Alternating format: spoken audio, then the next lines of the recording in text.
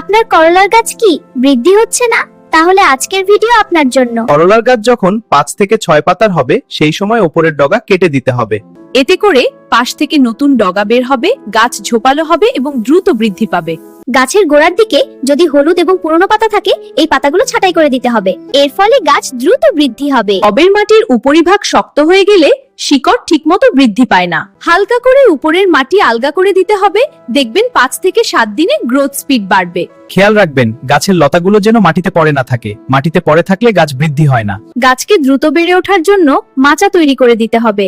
মাচায় গাছ দ্রুত বৃদ্ধি পায়। গাছে অতিরিক্ত পানি দেয়া বন্ধ করুন। গাছে অতিরিক্ত পানি দিলে গাছের গোড়া পচে যায়। এটি শুকিয়ে যাওয়ার পর গাছের গোড়ায় পানি দিবেন। করলার গাছের বৃদ্ধির জন্য সারের প্রয়োজন হয় না। সঠিক যত্নগুলোই গাছকে দ্রুত বৃদ্ধি করে। ভিডিওটি আপনাদের ভালো লাগে তাহলে লাইক, কমেন্ট, শেয়ার করবেন। ব্যালকনি বাগান সম্পর্কে আরো ভিডিও পেতে আমার চ্যানেলটি সাবস্ক্রাইব করে রাখবেন। ধন্যবাদ।